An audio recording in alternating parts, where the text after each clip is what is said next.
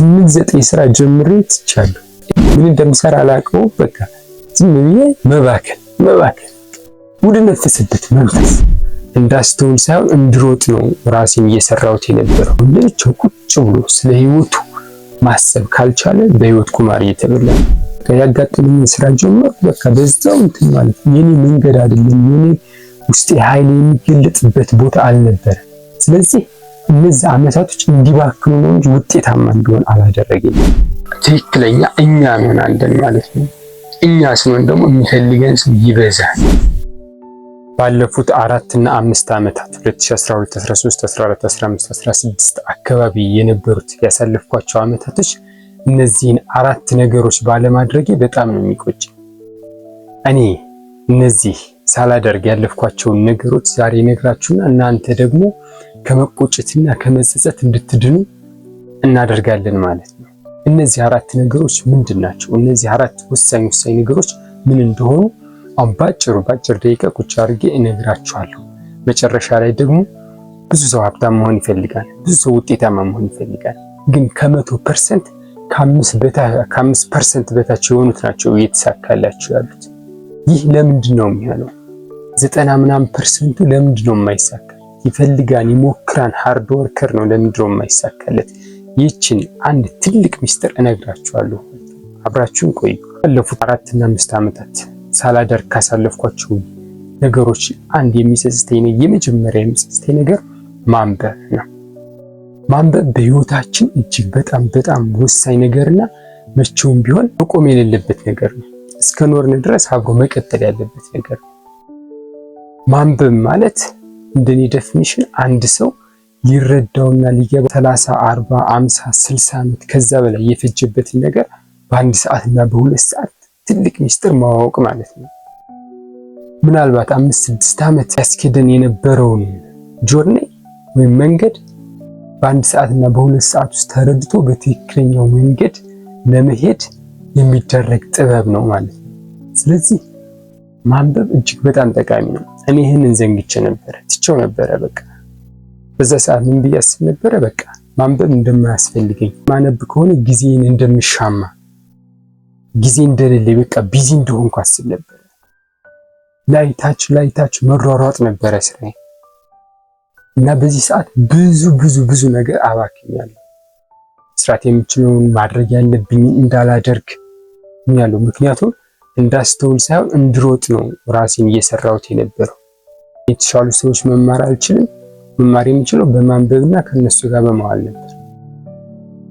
ግን በቃ ማንበብ አልችልም። ይህን ነገር አለማድረግ በጣም ጎድቶ እናንተ ከዛሬ ጀምራችሁ ማንበብ አለባችሁ። የተሻለ ነገር ማንበብ ነገሩ እዚህ ቪዲዮ ላይ ያላችሁ በእርግጠኝነት የምታነቡ ሰዎች፣ ራሳችሁን መቀየር የምትፈልጉ ሰዎች ናችሁ በእርግጠኝነት።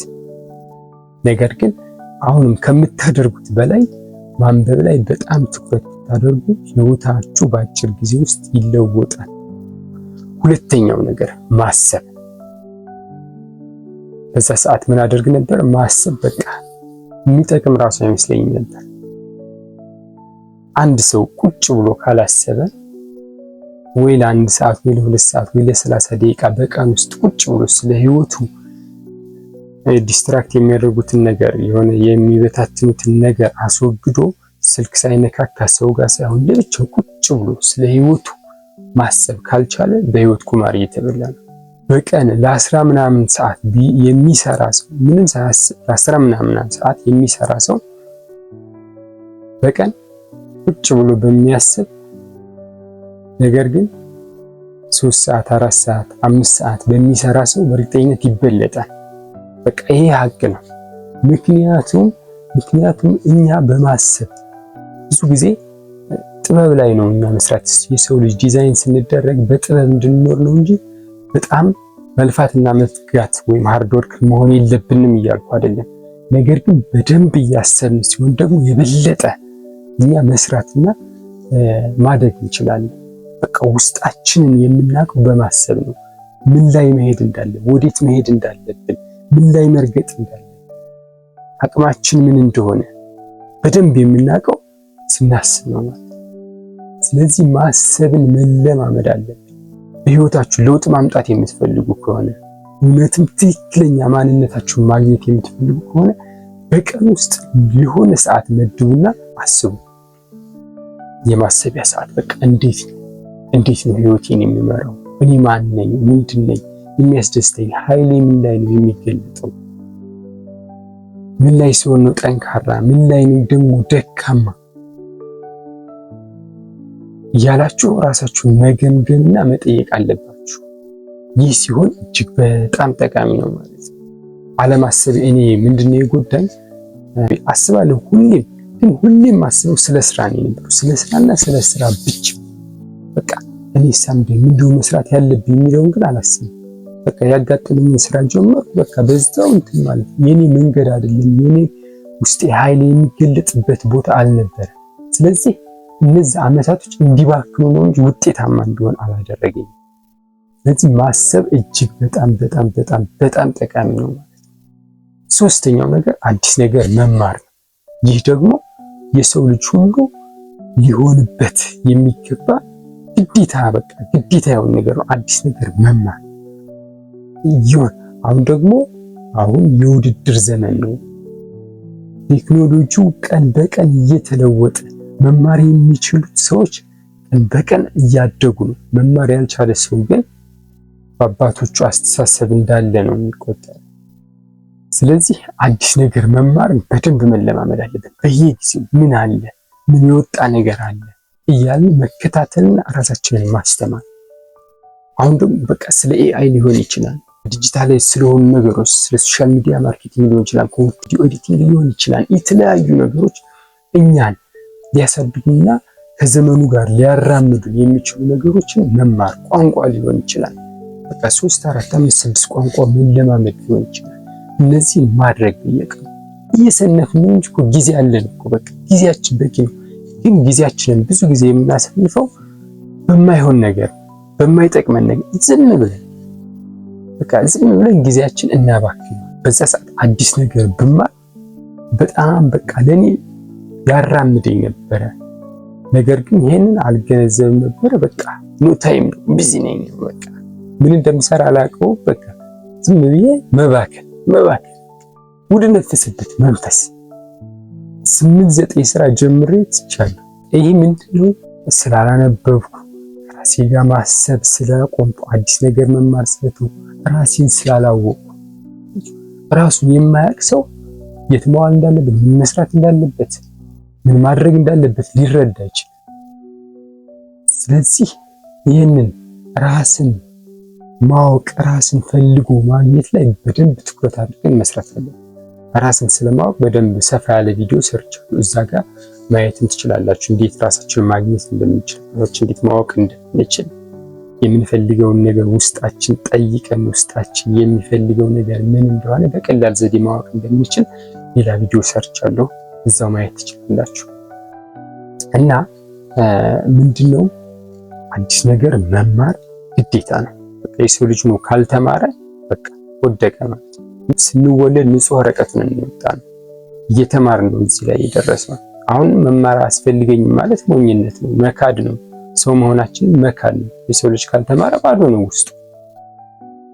ሌሎች የሆነ የጥላት የማይጠቅሙ አስተሳሰቦችን ነው እያመረትን የሚሄደው ካልተማርን ማለት ነው። ስለዚህ ዋይዝ ለመሆን ብልህ ለመሆን በደንብ ለመራመድ በደንብ ኃይላችን ለመጠቀም መማር ይኖርብናል ማለት ነው። አዲስ ነገር ቶሎ አሁን ደግሞ የተመቸ ነው። ጊዜ እንኳን ባይኖርም በኦንላይን ልንማር እንችላለን። የ1 ወር የ2 ወር አጫጭር ሲሆኑ ግን ህይወት ቀያሪ ናቸው። እኔ ባለፈው የሆነች የወሰድኳት ኮርስ ስለ ኤአይ የወሰድኳት ኮርስ በጣም ነው የጠቀመች።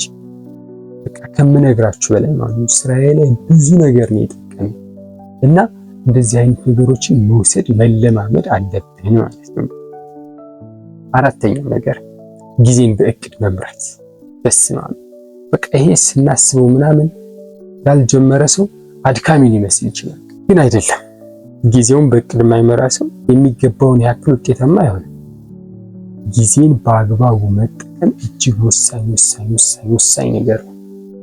ያለ እቅድ ነበረ የምመራው። በዛ ጠዋት ተነስቼ ከምን ጀምሬ ከምን እንደምሰራ ግራ ይገባኛል። ጊዜን መስራት ካለብኝ በታች በቃ 20-30% ብቻ ነው መስራት ካለብኝ የሚሰራ። በቃ እየሰራሁ ሌላ ነገር አስባለሁ። እየሰራሁ የሆነ በቃ ሐሳቤ ሌላ ቦታ።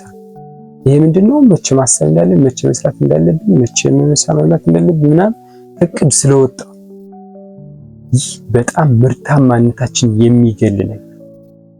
ስለዚህ ከዚህ እስከዚህ ሰዓት፣ ከዚህ እስከዚህ ሰዓት፣ ከዚህ እስከዚህ ሰዓት ጧት በእንቅልፋችን ከምንነሳብ እስከምንተኛበት ያለውን ጊዜ ድረስ መሸንሸን እና እንደውም አንዳንዶች 15 ደቂቃ ልዩነት እያደረጉ የሚወጡ። ግን ይሄ እንኳን ቢከብዳችሁ ምን ማድረግ ያለባችሁ? ቢያንስ የአንድ ሰዓት በቃ 11 ሰዓት ጧት ከ11 ሰዓት እስከ 12 ሰዓት ጸሎት ልትል ትችላለህ። ከ12 ሰዓት እስከ 1 ሰዓት ስፖርት ልትል ትችላለህ። ከ1 ሰዓት እስከ 2 ሰዓት በቃ የሆነ ቤተክርስቲያን ልትል ትችላላችሁ። ከዛ በኋላ ቁርስ፣ ከዛ በኋላ ቤተሰብ ጋር እያላችሁ ሰዓታችሁን ሽንሽን ማድረግ ያለባችሁ። ካልሆነ ጭንቀት ውስጥ ነው የምትገቡት። በትንትንትንትን ዲስትራክት ይሆንባችኋል። የሆነ ሚዘራብል የሆነ ነገር አካባቢያችሁ ምስቅልቅልቅል ያለ ከምን ጀምራችሁ ከምን መጨረስ እንዳለባችሁ የሆነ አእምሮአችን ደግሞ የሆነ ነገር በቁጥጥር ስር ካላዋለ የመጨናነቅ እንትኑ በጣም ከፍተኛ ነው። ነገሮችን በስርዓት ማድረግ፣ በእቅድ መመራት፣ መለማመድ በጣም ከባድ ይመስለናል። ብዙ ጊዜ ከወረቀት ጋር ከጽሁፍ ጋር ከእቅድ ጋር የተገናኘ ነገር ያስፈራናል። ይሄ ስላልሞከር ነው፣ ልምድ ስላላከበትንበት ነው እንጂ ስንለምደው እንሞክረው በትንሹ በቃ በትንሹ እየሞከርን መለማመድ። በቃ እቅድ ውስጥ ስንገባ በጣም ህይወታችን በጣም መቀየርና መፍጠን ባለብን ልክ ኃይላችን ውስጣችን ያለውን ኃይል መጠቀም ባለን ልክ እንድንጠቀም ያስችለናል። እቅድን ከዛሬ ጀምራችሁ ተግባራዊ በማድረግ ህይወታችሁን በአንድ ደረጃ ከፍ ማድረግ አለባችሁ ማለት ነው። እነዚህ አሁን የነገርኳችሁ 4 ነገሮች ማንበብ፣ ማሰብ፣ አዲስ ነገር መማርና በእቅድ መመራት፣ እነዚህን በመተግበር ህይወታችሁን በሆነ ደረጃ ከፍ ማድረግና ለስኬትና ለውጤታማነት ራሳችሁን ዝግጁ ማድረግ አለባችሁ። መጨረሻ ብዙ ሰው መለወጥ፣ ውጤታማ መሆን፣ ሀብታም መሆን ይሄን የሚያሳኩት ከ5% እና ከዛ በታች ነው ተብሎ ይታሰባል። ስፔሻሊ እንደ ኢትዮጵያ። ይህ ችግሩ ታዲያ ምንድነው? ሁሉም ሃርድ ወርከር ነው፣ ይሰራል፣ ያስባል፣ ይፈልጋል። ግን ለምንድን ነው ያልተሳካለት? ዋነኛው ምክንያት ሁሉም ሰው መስራት ስለመስራት ነው እንጂ እንዴት ጠቃሚ ሰው መሆን ይችላለሁ ብሎ ስለማያስብ ነው። እኔ እንዴት ሌሎችን መጥቀም እችላለሁ፣ ውስጤ ላይ ያለውን ኃይል ፈጣሪ የሰጠኝን ስጦታና ኢነርጂ ተጠቅሜ እንዴት ቆንጆ የሆነ ነገር ለሰዎች ማቅረብ እችላለሁ፣ እንዴት ውጤታማና ጠቃሚ ሰው መሆን እችላለሁ የሚለውን ሰው ስለሚዘነጋ ነው። ሰው ሁሉም ሰው ላይ ብር አለ፣ ገንዘብ አለ። ያ ሰው እንዲከፍላችሁ ግን የሆነ ነገር ማድረግ አለባችሁ። ዝም ብላችሁ ሄዳችሁ ስጠኝ ብትሉ ማንም አይሰጥም። ስለዚህ የሆነ የፍላጎቱን ካሟላችሁለት ግን ማንም ሰው ለመክፈል ዝግጁ ነው። ስለዚህ ይህን ፍላጎት እንዴት ላሟላ፣ እኔ ጋር ምን አለ ማለት አለብኝ። ምን ልስራ ከማለታችሁ በፊት ውስጤ ላይ ምን አለ፣ ወደ ምን እቀይረዋለሁ ብሎ ማሰብ። ይሄኔ ነው ትክክለኛ ለውጥና ትክክለኛ ጠቃሚ ሰው ልትሆኑ የምትችሉት።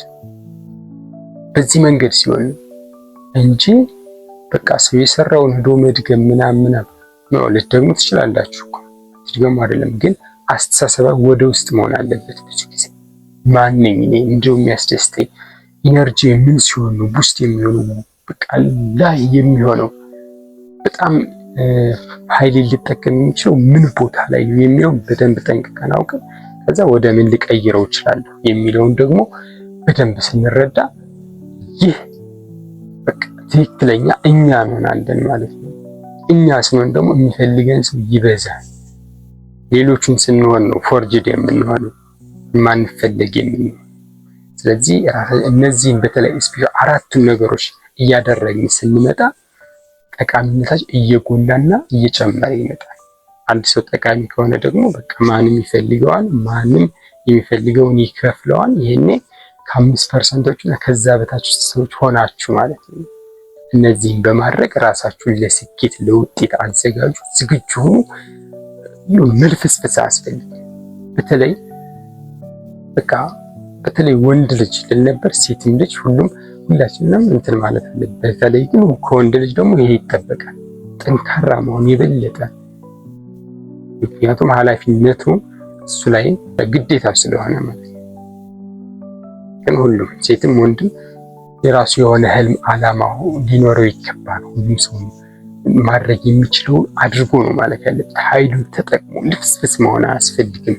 ይሄንን በማድረግ ራሳችን ውጤታማ ራሳችን በቃ ኋላ ላይ ህይወታችን መለስ ብለን ስናስበው በርካታ የተሞላ ረክተን የምናልፍ ነው እንጂ መሆን ያለበት ዝም ብለን እንዲሁ ላይ ኖር ብለን አይደለም መሆን ያለበት። ስለዚህ እነዚህ 4 ነገሮች በማድረግ ህይወታችሁን ለመለወጥ ዛሬውኑ ተነሱ። ዛሬ በነበረን ቆይታ ብዙ ነገር እንደተማራችሁ፣ ብዙ ነገር ዛሬ ይሄንን አደርጋለሁ እንዳላችሁ ተስፋ አደርጋለሁ። በሌላ ጊዜ ሌላ እንዲሁ በህይወታችን በጣም ጠቃሚ የሆነ ርዕሰ ጉዳይ አስተሳሰባችን ላይ ጥራት የሚያመጣ ማንነታችንን የሚያሳድግ የአስተሳሰብና የክህሎት ትምህርት ይዤላችሁ እቀርባለሁ። ሙሉጌታ ራዕይ ሚዲያን ሰብስክራይብ እና ላይክ እያደረጋችሁ ቤተሰብ ሁኑና የጉዟችን አካል ይሁኑ። ራሳችንን ለመለወጥና ስኬታማ ለማድረግ ውጤታማ ለማድረግ እንትጋ። አብረን መንገዱን እንቀጥለው። ይህ የሚሆንና የሚሳካ ነገር ነው። ስለዚህ ዛሬውኑ መንገዳችሁን በመጀመር የምታልሙትንና የምታስቡትን ለማሳካት ዛሬውኑ ተነሱ። እንደምታደርጉት ደግሞ ጥርጥር የለኝም። ምክንያቱም 20-30% ተጉዛችሁታል። ይህም ቪዲዮ እስከ መጨረሻው ስታዩ ራሱ ለመለወጥና ለመቀየር ዝግጁ እንደሆናችሁ የሚያሳይ ነው። ስለዚህ በዚሁ በርቱ፣ ጠንክሩ። በሌላ ቪዲዮ እስከምንገናኝ ድረስ በጽናት ቆዩ።